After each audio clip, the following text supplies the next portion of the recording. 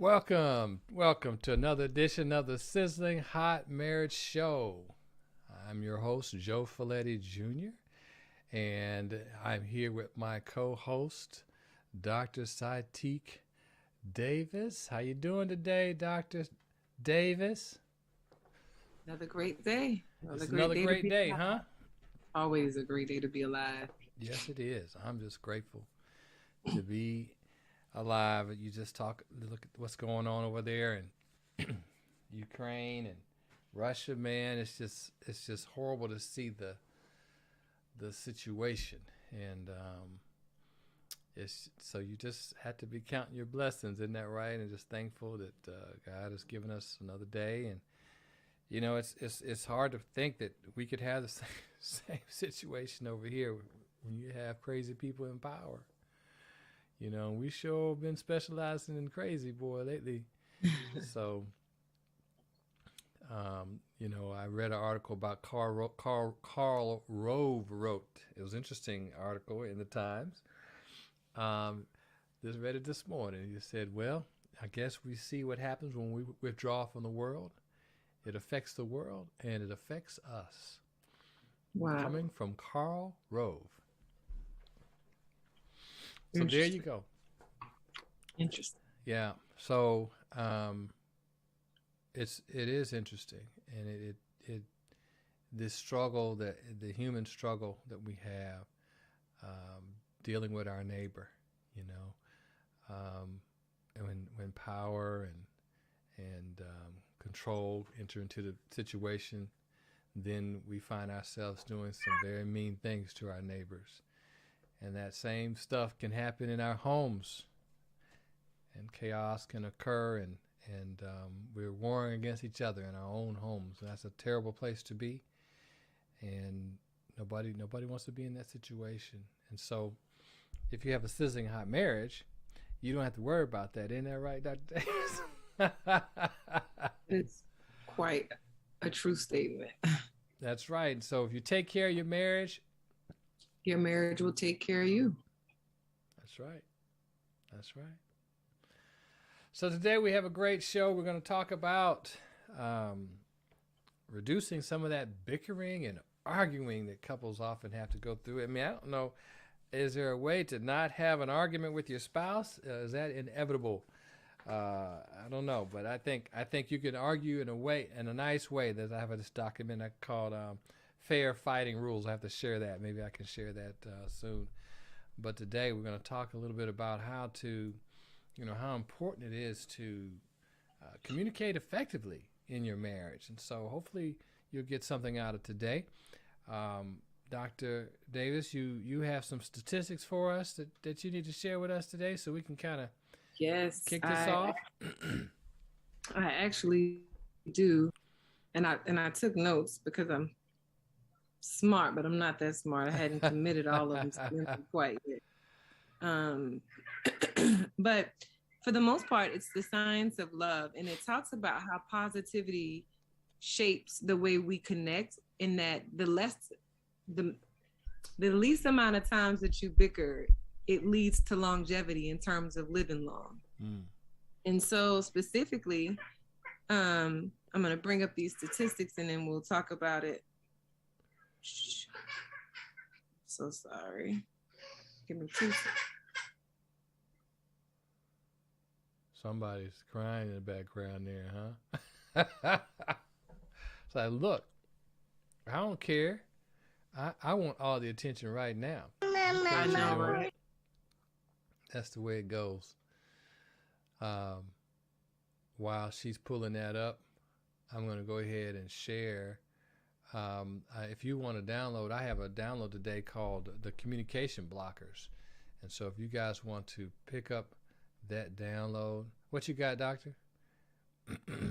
It's coming up now. I'm trying to use my iPad and my use my laptop for Zoom, and then the iPad where I took my notes on for the subject, and has that blue spinning wheel. You know how Apple does, and it's not letting me open Notepad. Not Apple. Ay, ay, ay, ayos míos.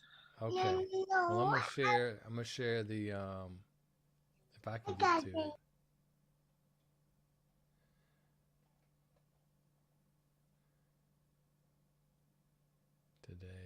There it is.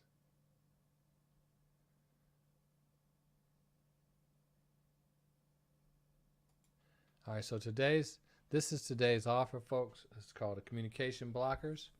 So if you want to find out how to, find out what you're doing wrong in your marriage, and you want to figure out how to do it right, these communication blockers will just turn things totally around for you. When you read these blockers, you'll be like, what? And you see the things that you're doing that's a bad habit that's really creating bad communication. You want to make sure you pick up a copy today. So go to blockers.lifestyletherapycoach.com and pick up your copy today of the communication blockers. It's an amazing list of behaviors that we do in our marriages that causes problems. One of them is interrupting. Do you guys interrupt each other in your relationship? Well, interrupting is, cutting each other off. You're not finished speaking, the other one's talking. That's going to cause problems. Everybody wants to be listened to. And so if you feel like what you have to say is more important than what your spouse has to say, that is going to make your sizzle go out. So I want to encourage you to go ahead and go to blockers at lifestyletherapycoach.com and get your copy of this guide, communication blockers. That you got to get a copy of this. All right, Dr. Davis, what you got? Still a spinning wheel, but I committed some of it to memory. Okay, all right. So nearly half of Americans, right? So that's about 48% of us who are married say that at one time or another, within a 1-year time span, that we argue about finances. All right. So that's a pretty big. Yeah. So that says that most couples have at least one argument a year over about finances. Is that right? Look at that. That's correct. The other increasing, this next statistics tells us that that couples argue on average 7 times per day. So this argument that they have, so it's not like a really big argument. So according to Dr. Kimberly De La Rosa, happy couples will argue or disagree at least 7 times a day. These disagreements may be subtle and not big blowups, but it doesn't negate the fact that healthy couples argue at least 7 times a day or disagree at least 7 times a day. Okay. It has also been suggested that couples with blended families are more likely to argue, 10 times more likely to argue than couples who are only rearing biological children. Now say that one more time. It says blended families are more likely to argue than couples who are rearing biological children. So basically, people who have blended families will typically argue about those children more than couples who are composed of just their own biological children. Okay. I know, you got that blended thing going on. You know about all them arguments, don't you? First-hand witness. First-hand witness, ladies and gentlemen. And I really took the time to write down some really good statistics. But one of them that I'm trying to recall, the one that I felt like was the key takeaway. Those people who had been married for like 50 to 60 years said that they literally on average argue hardly ever once they've passed the 30 years of marriage. Really? Wow. So it makes me think of those people who one person passes away and then the other person typically dies right after because their heart just can't sustain living without that other person. And I do apologize. I'm not sure why my iPad won't even cut on anymore. That's all right. Like I tried that's just how. Isn't that how? What'd you say? Murphy's Law. Right. Yes, that's how it works. For sure. So this is interesting. First of all, the one about finances. Why do you think couples argue about money so much? What's up with that? I have my suspicions. I definitely have my suspicions. And for me, right? So I one of the things that my husband and I have done after having been married before is we have separate accounts. Now we have our money where we pay bills together. You know, we split everything down the middle. And that was honestly my choice, just having been in a marriage where I had carried the load. And I will tell you, one of the things we never argue about is money. Okay. We have never had an argument about money ever, because his money is his money, my money is my money. And then we have a joint account where we take care of our responsibilities as husband and wife. Okay. Now, is that what the good book tells us? Absolutely not, right? However, God knows our heart, and he knows how bad we want our marriage to work. And so we've alleviated things that would attribute to the demise of our marriage. Okay. Now, why does couples argue? Money is that one resource you'll never have enough of. You'll never have enough of. And money is what makes the world go around.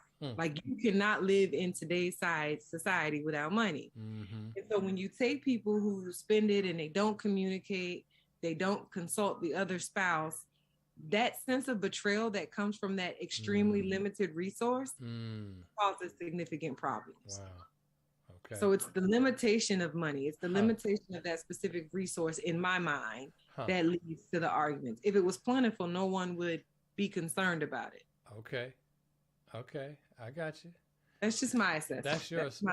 That's where you stand on it. Yeah. I think that's my lived experience. I think that I think it's a money represents independence. Money represents power. And so I think that one of the reasons why couples argue about money is because of the power struggle, who decides what we spend money on is the one who has the power. Isn't that correct? Yeah. But I think your point is very well taken as well. Folks, if you want to join us on this, I want you to click this QR code, and I want you to vote today. What do you guys argue about? What do you argue about? So see the code on the screen, click it. And I want you to share what you argue about, and we'll see what the results are on all of those who are watching today, all 2 or 3. I don't know how many people are watching today, but that's all good. Go ahead and put in the poll now. Put your answers, and we'll be glad to see what the results are. All right. So you didn't put your phone up to there, did you? Did you put your phone in there? Did you do it? Yes, ma'am. I did, and it works. Okay. I'm just testing the waters to make sure it works. I know. We tested. I threw it together real quick. So here we go. We're gonna see what folks are arguing about. What do you guys argue about? Put it in the. Can you put it back up again, Joe, just in case people didn't know they were supposed to take a picture with their phone? Take a picture with the phone. Put it up there, and it takes you to the Slido app where you put in your answer, and we're gonna see what the answers are. What you guys come up with. What do you guys argue about the most? I guess that's what I should have said, the most. But anyway, so this is great. I guess I could put it somewhere, but I'll work on that. Yeah, we'll also try to put it on our Facebook too, because I know if you tried it with the camera, like if you were me, you had to to zoom in on it because it's hard to capture it because it is a digital source. It had like a glare. If you got that the first time, just zoom in and then screenshot it and then search for it. I guess I could make it a little bigger. Yeah, there you go, a little bigger. Hey, make it work. Here you go. Here it is again. What do you guys argue about the most? Let's see what happens. Okay. All right. Yeah. So it is really probably. I mean, why do couples end up divorcing? Right. I mean, at the end of the day, they're arguing. But you don't have to be all loud and cussing and slamming doors and throwing things to argue, right? You can argue silently. Isn't that right? And that's another one of the communication blockers is what we call the silent treatment. So are you guilty of that, Dr. Davis?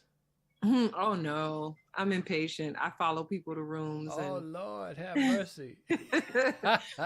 You won't ever have to worry about me having a silent argument. I love to communicate. I'm a conversationalist. You're gonna know what's on my mind. Mm-hmm. Now, when I Mm-hmm. do stop talking, just know that everything has went tremendously wrong, and that is a telltale sign for me that I have given up. When I mean, because I'm not gonna curse at you. I'm not gonna belittle you. I'll attempt to educate you. But when I get to the point where my words are few, so has my patience, and so is my desire to remain where I am. So, yeah. Okay. All right. So, It's like most women. yeah. When Well, women are quiet, yeah. Hmm. you think that most women do that? I believe a large majority, when she has stopped vocalizing and articulating her emotions and her thoughts, and when she hits you with that infamous, okay, or nothing at all, I think that's when you have lost that person in that argument, in that fight, in that relationship. Because as long as a person is still vocalizing their feelings, Mm-hmm. you still have someone that's invested. But Right. when they stop telling you how they feel or what they want or what's Mm-hmm. going on, you've lost. They quit. Mm. Okay. Okay. Well, I know guys. I know guys are like that for sure. I mean, we definitely will shut down in a heartbeat. So I know women probably have a longer cable than guys. What you think? I agree. I definitely agree. And Mm-hmm. it's usually, in my experience, it's usually the women that quits at the end. When the woman quits, like she fights and fights and fights, but when she's done, it's usually when he's Mm-hmm. ready to fight. When she's Mm-hmm. done fighting. It's Right. almost like a seesaw approach. Mm-hmm. Mm-hmm. Yeah. So that silent treatment, you going silent, talking, not talking for long. I mean, people. I've had I've had couples show up and tell me that they didn't talk for like 2 weeks. Like what? How do you not? How do you avoid each other and not talk for so long? That's just that's just ridiculous. So yeah, so this is what couples have to go through though. The Bible says, "Don't let the sun go down on your wrath." Right? Try to Right. deal with it. I read an article one time that says, "Look, if you need to go to sleep and rest so you can have a civil conversation in the morning, you go for it and do it." Sometimes we, like you said, chase each other around. It's really not a good idea. Take a time out or something, right? Give Yeah. the other person a break. Let them think about it, and maybe after a while they will come back around and realize, okay, Yeah. my approach is not working well. Let me try Yeah. a different approach. You know. And so now what I do is Amazon has been so great creating Alexa. I'm like, Alexa, set a timer for 45 minutes. And so when the timer goes off, then we'll agree to what was tabled. We will now discuss. That's good. That's good. Um, why? Why does one person want to talk and the other one doesn't? What do you think? Because it's our ability to process our emotions. Some people are okay not having to explain themselves, and some people, you know, the hopeful and the hopeless romantics, you know, always feel the need to keep the love going. You know what I Mm-hmm. mean? Where some people could care less in that moment when they're upset. Like, Mm-hmm. I told my husband the other day, I said, when you're mad, talk to me the same way you talk to me when you're happy with me. Hmm. And a lot of people don't do that. A lot of Mm-hmm. people, like, if you love someone, even if you're mad at them, the tone of your voice, the cadence, none of that should change. Right. Right. And so I think some people can go without it because they lack the ability to be able to have crucial conversations, Mm-hmm. and they have not mastered effective communication. Mm-hmm. Yeah. Yeah. Yeah. It really is. It's really ridiculous. Arguing is really a futile. I mean, we need to talk about things. We need to discuss things, but to argue is just completely unnecessary. And so I think that when couples learn, like it was interesting you said that 30 years couples aren't arguing anymore. They pretty much at some, it takes them 30 years to get to a point where like, oh, well, This issue is not changing. This person's not changing their mind. 30 years? It took you that long? Listen, I read a quote by John Gottman where Gottman did some studies on couples, and he said, folks, he studied couples and found out the things that they argued about when they first got married, after 40 years, guess what? They're arguing about the same things. And that was like, that was enlightening for me, because at that point I realized, okay, so what that means is all the times that I'm trying to, tell my wife what I don't like and reminding her of her error, of her ways, and trying to get her to see things differently, I'm just wasting my time. And the energy and the negativity and all that stuff that goes on, there's the tension. It's like, why? It's not that important. Let it go. What's more important to me? Peace. Isn't peace more important than being right? Absolutely. I ask couples all the time, you want peace or problems? And here's the thing. We talk about pebbles, rocks, and boulders, right? Everything's not a boulder. Most things are pebbles. Little pieces, little rocks, little tiny rocks. But we make a big mountain out of them. They're not that important in the big scheme of things. And so you can let it go. You don't have to argue about everything. And I think that's what happens with young couples, is they feel like everything, some people in particular, feel like, I don't know what it is. They have to be right on everything. They have to have their way all the time. Some people are really confident about how they feel and think, and they believe everybody should agree with them. Because that whole need to have their way, that's that child inside of them.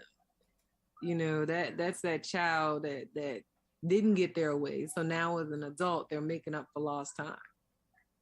And so that's why it's imperative that you deal with who you are. Yeah. Just like thinking about yesterday, don't send your representative, send you. And if you can't come because you're dealing with something, then that means you don't need to be there. Right. Well, I think the other option too is that people got their way all the time when they were coming up. So they're expecting to have it that way all the time, But it's important that and some people pretty much let that person who has to have their way all the time. And what's the consequence of that, Dr. Davis? We kind of talked about that yesterday, didn't we, with yes. Mm-hmm. Yeah. You got someone who is extremely difficult, someone that lacks the ability to compromise. And typically those people aren't forgivers. Mm-hmm. Yeah. That's right. I've added the QR code there at the top, so if anybody wants to join in the discussion and fill out the poll of what do you argue about the most, make sure you clip that. We'd love to see what everybody is saying. Yeah. So that's a thing that couples argue about, is money. What else? What was the next one on the list you had? Children. Right. So once again, it's all about perspective, right? It's all about what you're thinking about, what matters to you, and that's what you're going to argue about. So if you think that the child needs to have more freedom to develop and grow, then that's what you're going to argue. If you feel like the child needs more control and discipline, then that's what you're going to argue. Excuse me. I got some sneezels going there. All right, so I want you to go ahead and put in there what you all argue about. I got some popping up, so y'all keep them coming. All right. Oh my. Excuse me. All right, so children. What do you think? What do you guys argue about when it comes to kids, Dr. Davis? So for us, it's so funny. I concluded a lesson with a couple this morning. They made it to week 12. And one of the things in the book of Proverbs, we all know the Bible verse, spare the rod, spoil the child. But this specific verse in the book of Proverbs said, okay, this specific verse in the book of Proverbs said, if you don't discipline your child, you don't love them. Get the wipes and I'll clean it. It says, if you don't discipline your child, you don't love them, because, further down the road, it's going to show. And so that's me. I'm the one that does not discipline. I'm the one that believe in using your words. And that's because the way I was reared, we got whooped if we coughed too loud, And so with that being said, I try to do that with my kids. And what happens is these kids grow up just with no sense of accountability, no sense of discipline, and it shows. Wow. Yeah, that's right. No accountability, no discipline. That's what happens for so many couples. They just have a hard time agreeing on how to raise the kids. And when you do that, what eventually happens? These children don't get the discipline they need, or don't get the nurture they need, because the mother and father are unable to agree on how to raise them. And so, yeah, and that's sometimes that just reminds me. Sometimes, even when it comes to money, when it comes to children, we're not experts. I mean, I don't know. I think we all think we're experts, Dr. Davis, and we think we know everything. That's just it. There's no cookie cutter approach to rearing children. And, I said this a couple of shows ago, the hardest job in the world for a woman is to teach a boy to be a man. And that confusion comes because that's my son. I want to protect him. I want to love him. I want to coddle him. But the world, especially for brown and black boys, the world is not going to, the world is going to have a field day with the fact that you coddled that kid. And so in my family life and the dynamics of my family, that book of Proverbs verse this morning really hit me over the head, and it hit me, and it made me, and when it hit me, it held my eyes open like this until my eyes got dry, because I really needed to see that.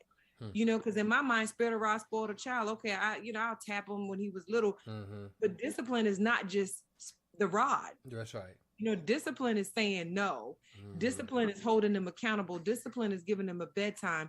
Discipline is not always giving them the things that the rest of the world or the trends say that they must have. And so when you think about that one parent who's like, you're doing this wrong, and then you start to argue about how you discipline the kids. Yeah. And that's where the arguments come in. Yeah. Yeah, it's I think that couples really need to seek help when they're at that place of arguing about raising the kids, because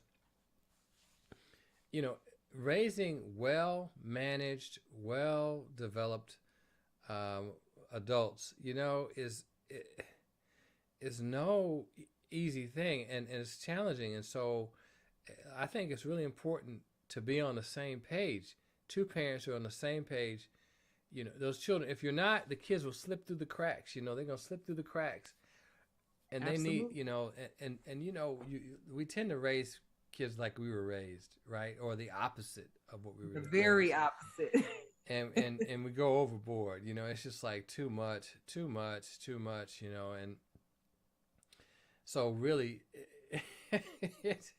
I think it's important to get counseling, to sit down with a counselor to negotiate this, so you can have a voice of reason to help mitigate, bring in the middle, because you got one side, the other side. Yeah. And I think it's the same with money too. So wisdom is seeking counsel. And the wise man said, there's wisdom in seeking counsel. So I think that sometimes it takes us a long time to come to that place of deciding, okay, we need somebody to help us to resolve this. So there's wisdom in seeking wise counsel. However, dramatic pause, people fight that because you better not dare take the business out of this house to somebody else.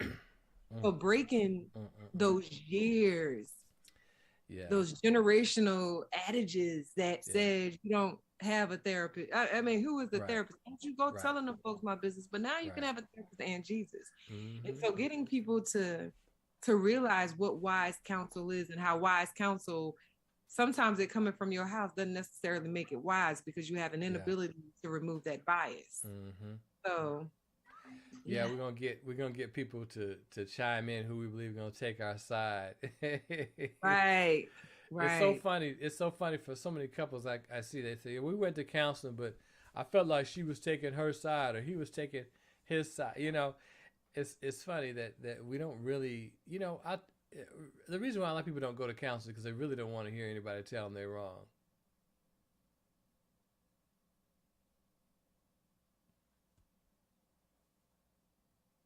I think we know. You know what I mean? We know. You Yeah. know. Uh, but that's just not wise. You know what I mean? None of us is perfect. We all can stand correction and encouragement. You know, I had an interesting session the other day with someone who was giving me an evaluation of one of my sites, and I wasn't, it wasn't pleasant, Dr. Davis. She told me the truth, but I was seeking seeking the truth. I want it to be like it should be. So it's interesting how so many people are just not open, and how is it to be married to somebody like that? They just not open. They just not open. That's rough, ain't it?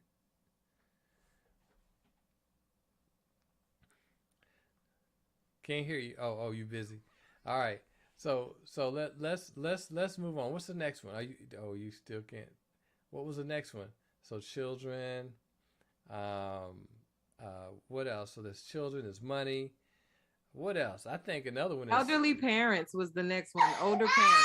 elderly parents. Avi is calling some hell raising going up over there. Exactly. Um, yes, elderly parents.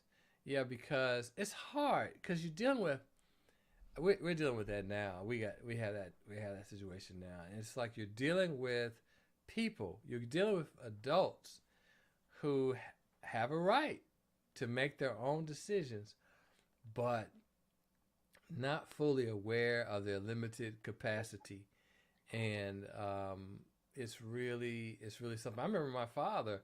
I mean, he was living in his house all by himself, and he was blind. I mean, he couldn't see. He didn't know if the bread he was eating was moldy or not, and he refused to leave. He refused to leave, and I tell you, my sister and I, we had to go ballistic on him and let him know, look, okay, well, you're on your own. If is that how it is? Okay, we love you, Dad. And he came to his senses that he realized, okay, I need some help. I can't I can't continue to maintain my independence. And so yeah, that arguing. So one person's to see it one way, and the other person's gonna see it another way. I know my wife and her parents. I'm like, I make my little comment. I learned just you know just let her. I mean, I Look, mind the business that pays you. and again, it's that pebbles, rocks, and boulders, right? Now, if they're living in my house, and unfortunately, oftentimes that's the situation. But my father, he was living in our house, and now now it's directly impacting us. So that's challenging because those arguments, again, those fights over how things should be, how we should handle it, that blood is thicker than water whole argument. You know what I'm saying? So yeah, I can see how that's a big one for couples. And specifically what it says, like I always tell couples, it's the family you create, not the one you come from. And so that's the lines of the argument. And and the other one was just in-laws, period. And believe it or not, it says mother-in-laws is one of the things that people argue about, not father-in-laws. Specifically spells out mother-in-law. Yeah. It leave and cleave, right? But What they say. But when you're dealing with the elderly parents, you got to take care of them. Got that close proximity to that dysfunction. Yeah. But you And got to. especially when that parent isn't married. I think that just makes it 10 times worse because they want to give you advice on how you should do it. And then you want to be obedient, you want to be respectful, and you looking at them, you like, but you ain't got no husband, sis. Right. I'm confused. Right. And so you have to be very careful what you say because that is that person's father or mother. Um, and and like you said, then you have the other person's family who's just kind of like completely hands off. They mind their business, you know. And then you have the other set, which may be like, how much you paid for that? Right. You know, what Right. y'all, when y'all moving again? Why y'all moving? What your job pay you? You know, and again, so that's the dynamics around that. And you know, it says diet, health, food choices. Okay. Arguing over the meals. What we gonna eat? Yeah, that's one of the reasons. One of the things that's important to kind of marry somebody Equally yoked. who you know. I mean, we marry folk with a whole different diet palette, you know, from a different country.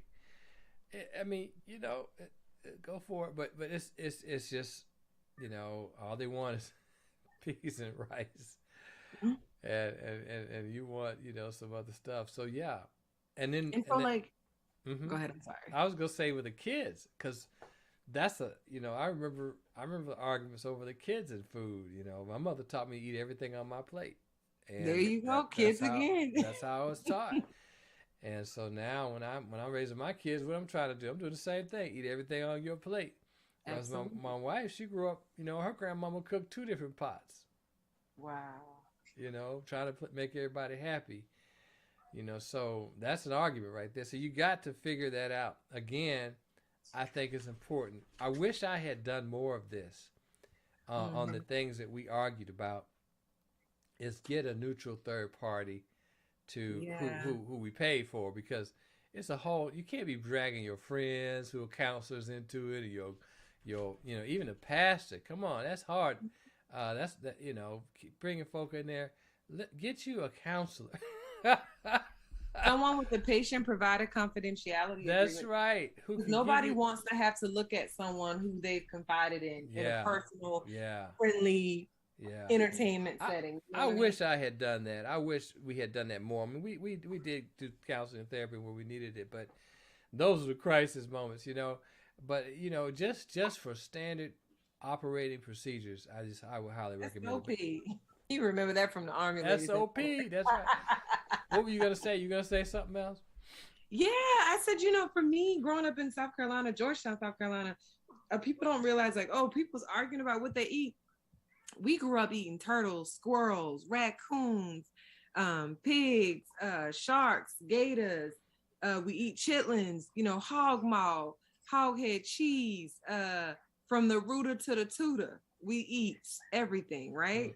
This is a true story. And I remember the conversation, like, are you really going to eat that? And I'm like, yeah, I'm gonna eat that. Like, and they're like, you can't be eating that. Like, that's disgusting. I'm not gonna, you know, I'm not gonna kiss you after you over there eating chitlins. And I'm like, with some hot sauce, I'll eat it. I sure would, you know, and you know, then the argument, that's bad for you, that'll kill you. And eventually you realize that that's coming from a place of love and not judgment. But yeah, people argue about the things they eat. Like, I can't believe you're sitting there eating that. Like, you don't want to eat chitlins, but you'll eat raw fish. And it's like, but it's different. I'm like, but it's mercury. You know what I mean? And so one is not the same. Right? First, let's just be clear. One is not the same. But at the end of the day, like, people, there are so many things in this world that you can argue about. And why? It's because there are 2 opposing opinions. That's bottom line up front. That's what it is. You know, I remember when my husband and I, this is going to sound real petty, but this is true. When my husband and I first got married, most people would say I'm bougie. Most people would say, you know, I'm a little whatever. And I let them have their opinions as to what they think about. Right. I don't care. Right. But I am not a fan of washing powder. Okay. Don't like it. Give me the HE liquid detergent. Yes. Don't put that stuff in my. Yeah. But my husband loves washing. Let the powder. And I'm like, you're gonna mess up my machine. He was like, you don't even know everything. He was like, there, you move the cup that you put the liquid in, and that's where you put the powder. Sure enough, he was right. But I was just like, don't put that in my washing machine, right? And we literally argued one time about this because I came home and he had bought some powder, and I was like, well, don't wash my stuff with it. You know what I mean? And so anything you don't discuss, anything you're not, upfront about would turn into an argument. And sometimes it's things that are so trivial, so pointless. You're like, are we really arguing about washing powder? And my husband does not believe that it has to say Tide or Gain. The bottle can say detergent. He's going to buy it. And I'm like, what is that? I'm like, why are you doing that? And in his mind, it doesn't matter. It does not have to have a name. It just has to stop. It has to, be useful. And I'm just the opposite. Yeah. It's really important to know how arguing affects your relationship. It's important to acknowledge, to be aware of how arguing affects your spouse, your partner. You're so busy wanting to be right, and you arguing him down or her down, but you're not really paying attention to how that's impacting them and how they feel about you.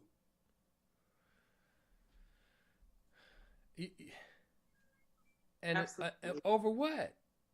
Over what? And we got to stop always looking for a win.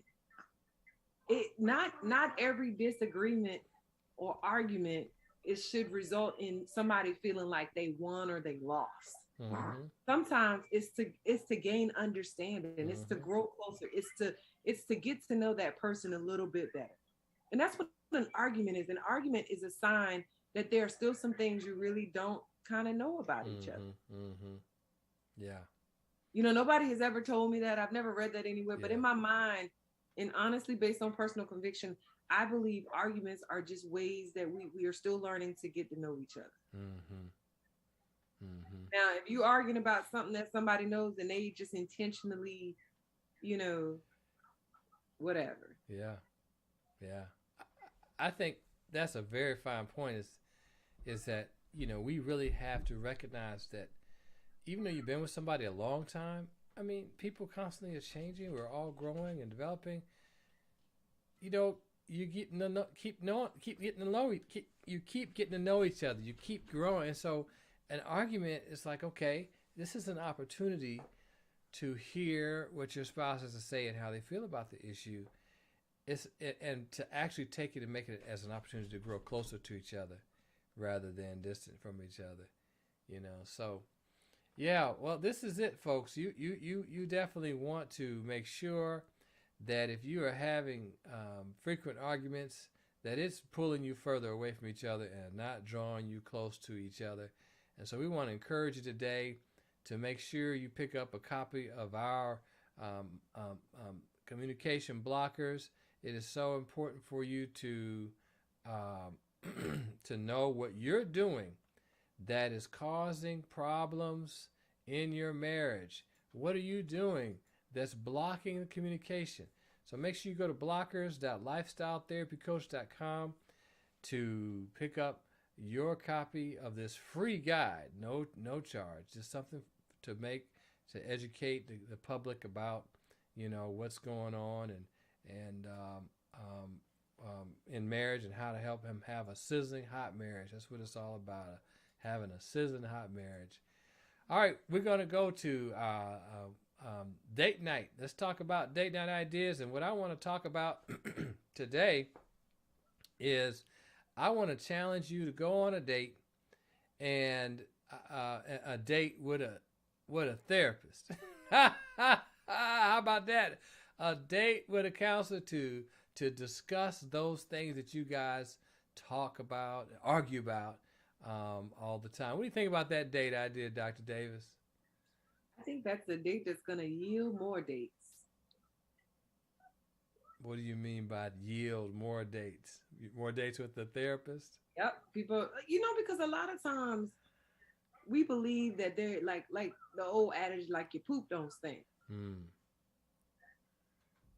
Sometimes Right. it takes for you to walk out of a room that you farted in and walk back in to smell that it does stink. And it's the same thing with problems. Mm-hmm. Sometimes you have to walk out and walk back in and see it from another set of lens. Right. To realize that what you may deem is okay is really not. Mm-hmm. So when you sit down and talk to somebody, a lot of times you uncover behaviors and you got to go back and revisit them again. Mm-hmm. Mm-hmm. Yeah. Yeah. So that's right. So take a date. Take a date with a therapist. That's my challenge today. Date night, go to see a therapist. And so we just want to encourage folks to make sure they have the best marriage possible, a sizzling hot marriage. And so you gotta be intentional about that. That doesn't just happen. You have to be intentional about you keeping the heat going in your marriage. Well, Dr. Davis, it's been an interesting day today. We didn't have anybody to interview, so just you and I just going at it. I think we did pretty good. I don't know. Somebody to tell us. Yeah, I think so too. Minus the terrorist, Avia Akbar, the 2-year-old. I know. I tell you, I was going to show you. Let me show you also the results. We got two responses to the survey. So here they are right here. Tone and children. Those are two things that folk argue about, tone and children. So look, those are Mike. See, there you go. At least we watching this. There you go. How about that? So that's good. Yeah. So that's important. We're gonna keep this up, Dr. Davis. One day we're gonna have a bunch of folk watching. You just have to get there one day at a time. Ain't that right? It is just like marriage, one day at a time. That's right. You build it, and before you know it, you're like that couple that don't argue no more. That's a wonderful place to be, isn't it? And the sooner you can get there, the better. The better things are. And if you go on that date, you'll get there sooner than later. That's right. That's right. That's right. That date with a therapist. I love it. All right, folks. Well, it's been a pleasure and a joy to be with you guys one more time on the Sizzling Hot Marriage Show. We want to encourage you to continue to grow your marriages and keep that fire flame in your marriage. Make sure you spend plenty of time together and being intentional about nurturing your relationship, being intentional about resolving your conflicts. So that's how you stay sizzling hot. Well, folks, God bless you, and we'll see you all again on next time tomorrow, 12 noon for our final show. Of the week. God bless you. Take care. Thank you, Dr. Davis. Bye.